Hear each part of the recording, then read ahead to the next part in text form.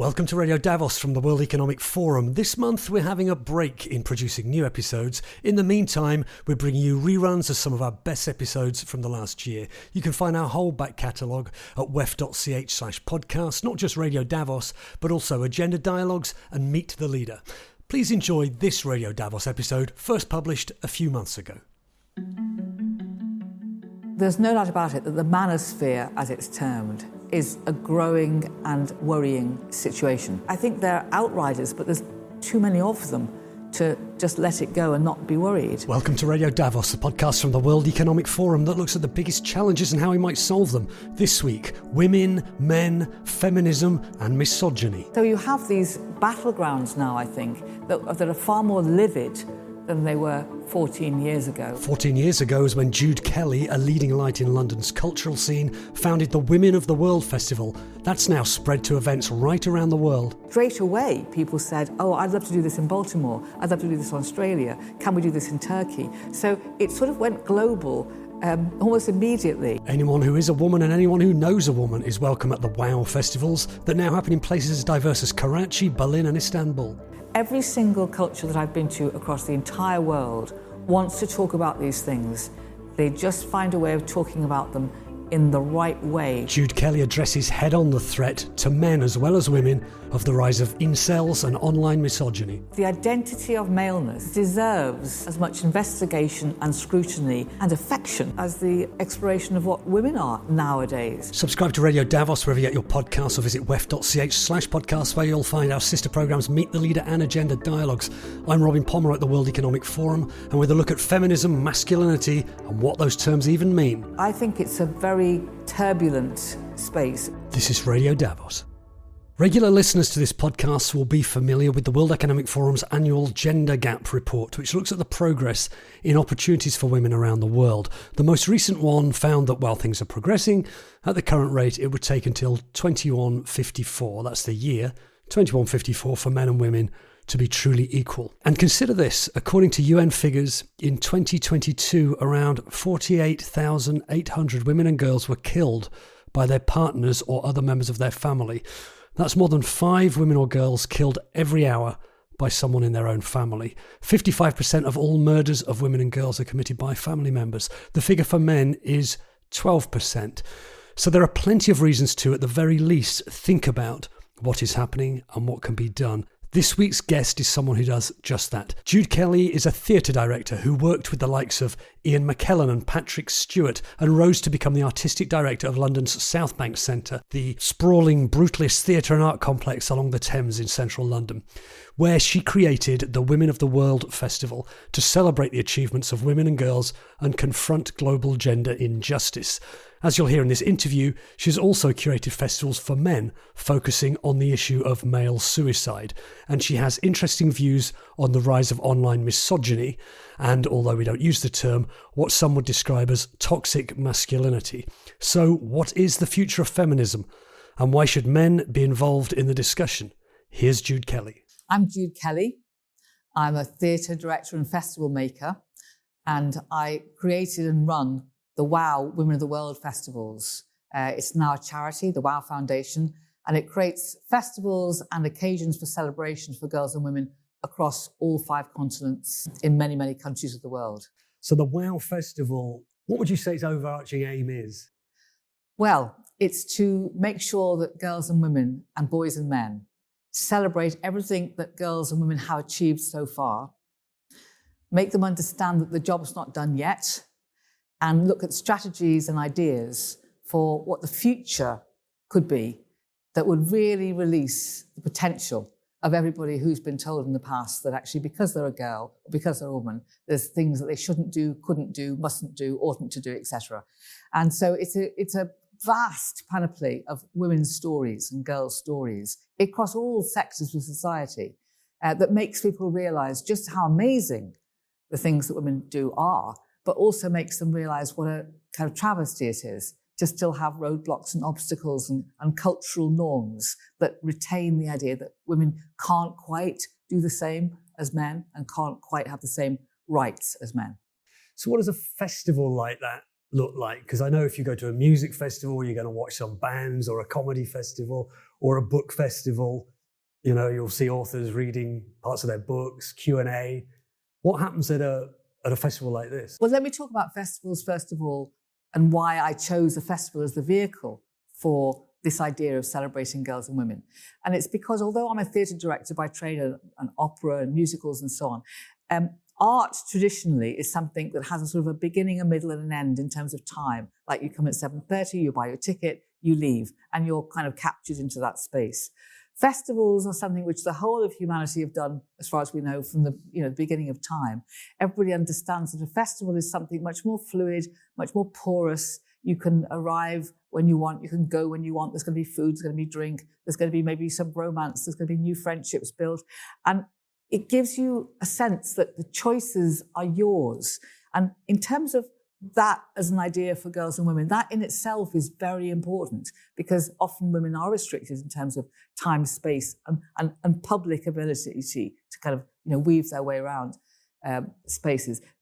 It is like a music festival, if you can imagine, many stages, all of which are showing different kinds of things. So in music festivals, it would be bands of all different sizes, different backgrounds, young, old, revered, etc. It's the same for the WOW festivals. There'll be big keynote speeches, there'll be panels, there'll be pop-up music, there'll be gymnastics, there'll be women talking about becoming the first police constable in Sri Lanka. There'll be women talking about a history of dentistry for women. There'll be women talking about issues to do with maternity rights, all kinds of subjects.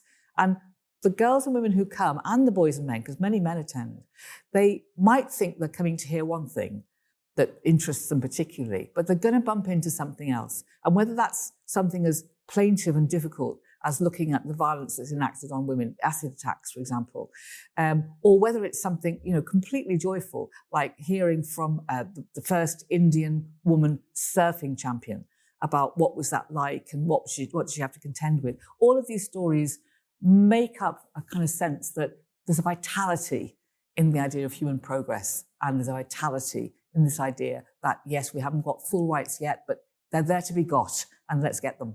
And you started this because of your expertise. Tell us a little bit about what you were doing, about your life at the South Bank Centre and your life in theatre. Well, I started being a theatre director when I was 21, not because I come from a theatre background, I don't at all. But from a very young age, when I was little, I was just fascinated by stories, and I wanted those stories to be told, and I wanted the stories to be many and varied. And so, I had a life running theatres and putting on shows, etc., etc. When I came to the South Bank Centre, it's the largest cultural institution in Europe. And, to be honest, for a young girl from Liverpool to have grown to the ability to be in charge of that, it demonstrated that actually there was social progress, there was social mobility, and because I had, girls' education, I had girls' rights that wouldn't have been afforded my mother or my grandmother, I was able to kind of realize this dream. But while I was at South Bank Centre, when I looked around at all the stages and the galleries and all the things that I was overseeing, most of the cultural artifacts, most of the ideas, most of the stories that were being applauded and lionized were men's. And, I love men, and they're all a big part of my life, and I love the cultural histories that we've got. But I knew that women had made many things that had gone underground or made it invisible again, and also that women had been prevented from making many things. So I wanted to use the massive platform of the South Bank Centre to create a festival that celebrated all of these new stories or uncovered stories that we hadn't heard of. And I'll give you an example of that. It's a global North story, but Mozart had an older sister who was apparently as good, if not better than him. He acknowledged that. And they went on world tours together with the dad. She was a violinist? No, she was a pianist. A pianist? A brilliant pianist. But when she was 15, she was taken off the concert platform and married. And nobody had ever heard of her, really.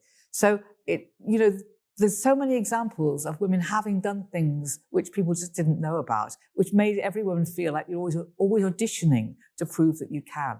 So I did the festival for its very first year to celebrate 100th anniversary of International Women's Day. And it was such a kind of hit. It was a 3-day festival, so very big, very varied, very kind of joyful. Thousands of people came. And so straight away, people said, oh, I'd love to do this in Baltimore. I'd love to do this in Australia. Can we do this in Turkey? So it sort of went global almost immediately. And I called it Women of the World because I wanted to be clear that, there is no ownership of, what's the right thing and the right way of being a woman. We're all in this together, coming from different parts of our own histories culturally and different moments in time when things can go forwards or backwards. So I didn't know how to turn it into a global movement, but it kind of organically started heading in that direction. And now it's in, many places around the world and still growing. Talk about things going backwards and forwards then. Yeah, I mean, you put it in a great context to say that just a generation ago or 2 generations ago for you, life would have been very different for your mother, for your grandmother. Now, this has been, the WOW Festival's been going for 14 years? I wonder, even in that time, have you seen changes either in the UK, where you've founded this thing, or elsewhere in the world?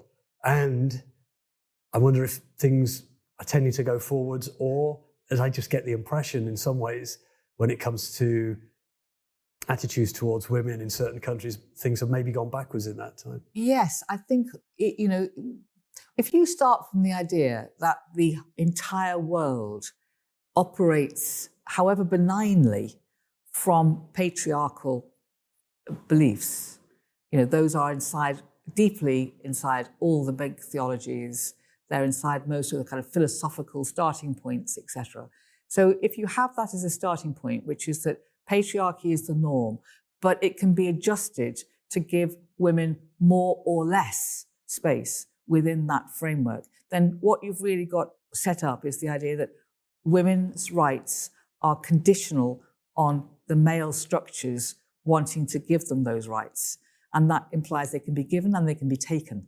And this is not just about legal things. This is also about cultural attitudes, which arguably are the more deeply held influences in a society. So obviously, I just take the UK and most of Europe. When my grandmother left school when she was 12 and she had 14 children. My mother left school when she was 15 and she had 4 children. I went to university and I have 2 children. I mean, it demonstrates that there's an idea that girls' education began to count, girls' careers began to count. This is all very good. Birth control happened, etc. We'd already got the vote. So you want to think that progress is a linear activity where evidence demonstrates that it's worth women having more rights. Let's just give them some more. Let's just keep progressing. But what we have seen in the last 14 years are 2 things. One is that the reclaiming of girls' and women's voices was quite strong, leading up to, I suppose, a crescendo during the Me Too movement, where people were saying, I'm not sure why we've ever put up with sexual harassment or violence against women. We've got to call it out and we've got to say no more. But that produced its own backlash in terms of people feeling, well, do we want that level of calling out? Aren't the things we can just put up and shut up about? I mean, it certainly produced a counter-action.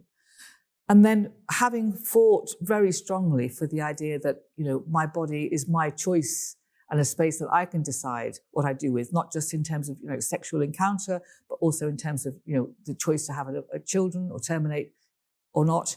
That's been fought like mad in different places. And we've just seen the Roe v. Wade decisions in America, meaning that some states, Alabama in particular, have taken away the right for women to choose if they have if they've conceived and they think it's not possible for them to give that child a good life.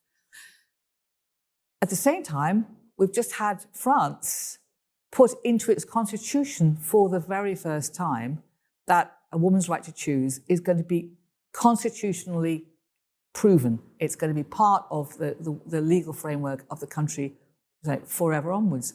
So you have these battlegrounds now, I think, that are far more livid than they were 14 years ago. You've got the Taliban removing every possibility with 101 edicts last year alone on girls and women. And at the same time, you have Saudi Arabia. In the last 5 years, women can drive. Women don't have to wear, full covering. Women don't have to have guardianship anymore. And so I think it's a very turbulent space, forwards and backwards, very contested areas. But the same thing pulls me back all the time, which is that what is not contested is that it's still a male place to give or take the rights. And that's really worrying. I am an optimist, and I do believe that progress will keep going because I think the world needs all of the women's skills. But when you have things like low birth rates in countries and they think their economic life depends on more children, there's a lot of pressure put back on women to go back in the home, rethink the idea of being a housewife, I suppose celebrate the mother of the family, have more children. And this automatically takes away choices that have been hard won. So, it's a complex map. You mentioned men and boys come to the WOW Festival, and I'm quite interested, as a man, speaking to you as a feminist campaigner and organizer, where you see the role of men. And maybe I can start by asking, in the last few years, we seem to have seen a rise of online misogyny. You think of kind of this ludicrous idea of these incels online.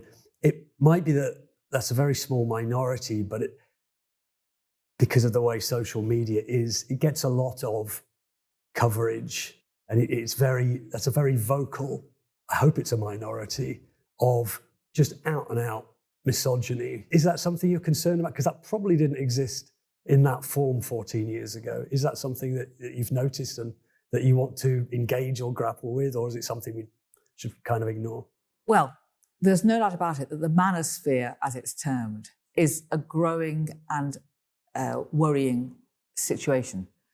There's been a recent poll that's demonstrated that 57% of men think that women's rights has gone far enough or too far. And those are not older men, they're younger men. And the implication is that boys and men are feeling rattled and insecure and worried about their identity and their status, and they want to reclaim it. Now, I do always feel that including men and boys in the discussion about equal rights is critical because, we love men, we live with men, we're born of men, we, have sons, we have nephews, etc., etc. And not all the language of change can be about women. It's got to be about society as a whole. It's got to be about gender as a whole. And actually, I think that one of the reasons that the manosphere is growing in misogyny is because not only are women much more confident about speaking about their rights and their needs, but more men are also, maybe much more quietly, but also agreeing with them. So it makes those men who are pushing the misogyny back, I think they're outriders, but there's too many of them to just let it go and not be worried. WOW welcomes everybody. I always say, if you know a woman or you are a woman, it's for you. And increasingly, I think that fathers who have daughters are wanting to make sure that their daughters have the same rights as their sons. And they want to make sure that the daughters aren't coming into a world where where they're subject, not just to disadvantage in career choice or education or pay gaps or whatever, but also they don't want their girls to be harassed and sexually abused by other men. So a lot of men are looking out for how they can contribute to a fairer world for everyone. But some men and some boys are finding it really threatening because they don't know, what is the new identity then? If girls can do as much as boys, are men still required to be the breadwinner? Are men still required to be the strong man? Are men still required to sort of strut their stuff, as a studs kind of thing? And I think it needs men to talk to other men. It needs men to talk to boys and reassure them that actually the idea of being a strong man doesn't require them to have to be a weightlifter. doesn't require them to have to dominate a woman. Their status doesn't have to come from those things. But I do think it's got to be men that step forward and talk to other men about this. It can't just be women trying to get men to come into their space. That's not going to work. And you've even had a festival. I love the acronyms. WOW for Women of the World. And you had a Being a Man festival, which is BAM. So why did you create that, and what's the future of that, if there is one? Well, I started BAM a few years ago when I was at South Bank Centre as a response really to male suicide and the crisis in male mental health. It wasn't intended to be a sort of Trojan horse by which we could sort of persuade men that they ought to be feminists. It was actually a festival that said, look, maleness is wonderful. Femaleness is wonderful. I mean, the whole intoxicating territory of gender, fluid or not, is fascinating. I mean, this is the stuff of us. We are humans and we have gender. But what are the things that men particularly have had sort of put on them that maybe are useful or not useful anymore? And I have a son and I have a grandson, and I was really alarmed by this idea that, men don't cry, that, men can't feel things, that men have to disassociate rather than explore their inner landscape, etc. Because the rise in male suicide, particularly with young men, it was an epidemic. And also the rise in intimate partner violence was suggesting to me as well that men had uncontrollable rages that they hadn't been given any tools to navigate with. So the festival was about all kinds of things in the way that WOW Festival is. It was music, it was sport, it was literature, it was all kinds of subjects. But it was essentially saying the identity of maleness deserves as much investigation and scrutiny and affection as the exploration of what women are nowadays. So I stopped doing it for a while, not because it wasn't relevant, it's still relevant, but I left the South Bank Centre to turn WOW into an independent charity, and it's now the WOW Foundation. And it's been an independent charity for a few years. And obviously that's a time when you need all hands on deck to secure funding, etc. I just didn't have enough bandwidth to carry on with the Man's Festival. Well, we're going to go back to that space again. Probably WHAM now, What's a Man? And we've got a lot of male partners and male organisations who are partners. I tell you one other thing that has happened in the last 14 years, and this does relate to men as well as women. The aggression on social media is so great now. It's disproportionately aimed at women. But, again, you're talking about women who have husbands, who have children, who have friends. We should all fear for the danger that we're asking women to be in, particularly when they're public figures. So the number of women withdrawing from being MPs or, being heads of things because not just the pressure of work, but also the pressure of social media aggression and genuine fear is real. So I do think this is an area where if men believe in masculine values of standing up for women, then this is an area that they could really stand up and be counted on. Yeah, we live in a time where identity politics, whatever that means, is a big deal. And you can identify yourself as a feminist. And I think feminism has evolved over the years that can mean a lot of different things within societies and between societies. Yes. Who would have thought Barbie would be a feminist movie, at least? Yes. Whereas for men, what is the identity of, we don't even have a word for, a masculine word for a feminist. For some people, for some of the incels, the misogynists, it's like, this is a man. This is a hard guy with the cigar and the expensive car and a string of women. I think women have lots of positive role models, and I'm sure men do as well, but it's maybe not so obvious. Maybe that's part of the work you would do. Yes, I think that, women have had to tussle with the sort of the idea of, the dumb blonde, the glamour puss, the sex symbol, the decorative extra, etc., which is often part of popular culture. They've had to struggle with that because it's very demeaning and it's in front of you all the time.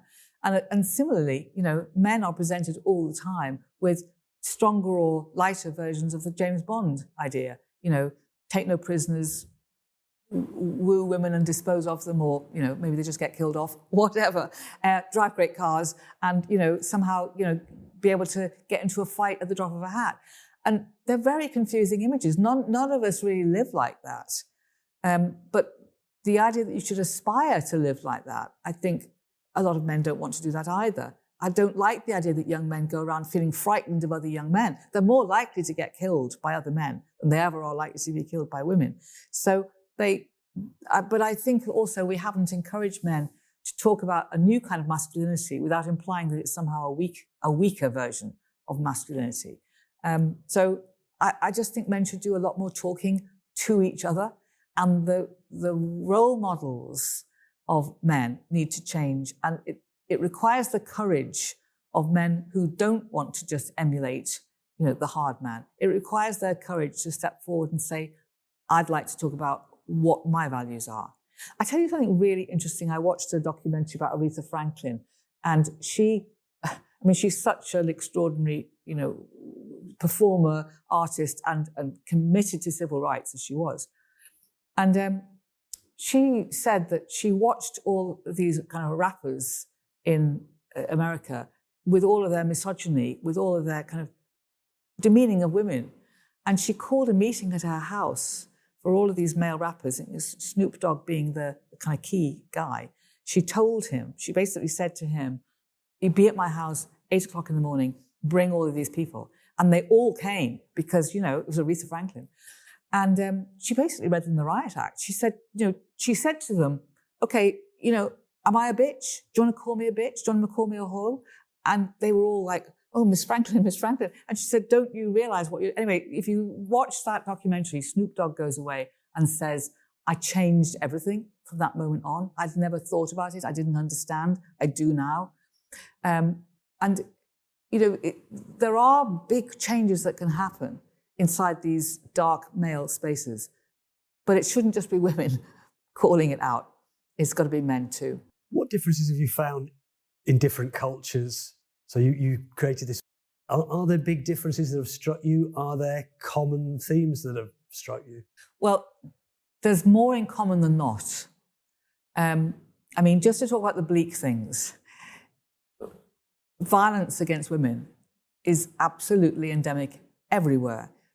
Countries that pride themselves on having very high gender equity still have to announce daily figures of rape, daily figures of death by intimate partners or suicide because of domestic abuse. And that is rife. And it's almost one of these things where people think, well, it just happens, doesn't it? Like there's nothing you can do about it, which I completely don't agree. There are things you can do about it.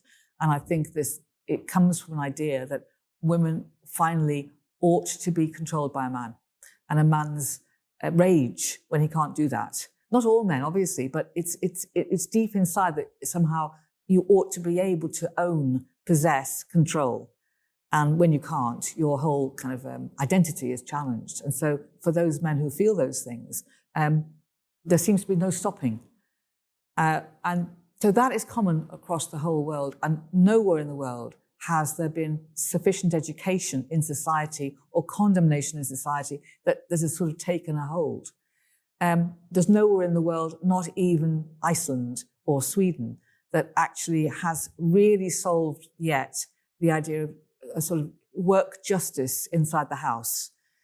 Although some places are much better than others, women still do more of the domestic labour and more of the emotional labour around keeping families together, extended families together, all of that sort of thing. There's still a gender pay gap all over the world, some much more extreme than others, but it's all symptomatic. And so in a way, any society you're in, if you sort of take Pakistan, in Karachi, a really modern, thriving, incredible city, you've got brilliant women graphic designers, you've got women, photographers, you've got women filmmakers, etc. But then you've got the tribal cultures where, women are still being child brides, and, where their rights are severely curtailed. And that's not legal, it's cultural. But then, you can go to parts of the UK, and girls will be in a relationship from when they're 15 or 16. They'll get married immediately. They won't have any particular ambition that their partner will let them have.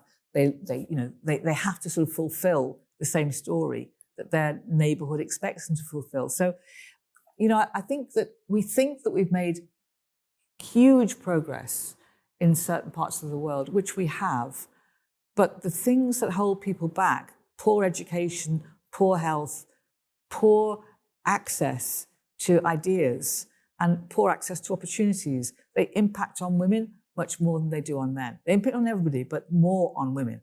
And I think solving childcare is also, again, for everybody. Because some countries have extended families that look after the children. Some countries, a lot more women can pay for childcare. But essentially, nobody has solved the idea that we all bring children into the world. It isn't a woman's responsibility. It isn't a woman's job to sort that all out for everybody else. Societies need to decide it is the society's obligation to help make it possible for children to be brought up without women having to take a backseat on their career and a pay drop and a pension drop and all the things that makes their future life more vulnerable. Do you ever feel you have to tiptoe around cultural sensibilities? Well, every WOW is basically created by women in those countries. So, I don't run the WOW in Turkey. I don't run the WOW in Rio. They're run by women from those countries, and they create the content with other women from those countries. So you're not imposing a kind of Western sensibility. And in that respect, the cultural norms of those countries are questioned as much as it's safe to do so. In some places, it's not easy to talk about LGBTQ plus rights. In other countries, it's fine. But even those places where it's sort of in theory undiscussed, actually people have their own codes, their own ways of making sure these things do get discussed. So you trust the intuition and knowledge of the people on the ground. And that's who is making the festival work. But more and more in all of these places, we do these think-ins before we do festivals. We gather together hundreds of girls and women, boys and men, and say, here's a festival where you can discuss anything you want to discuss. Taboos can be discussed, strange things, weird things, funny things. What is it you want to discuss? And they will bring to the table absolutely everything. And some of them are difficult, sensitive subjects. But without discussing taboos, women are always living in a sense of shame. So, I just take infertility. Infertility is a really difficult personal and emotional subject.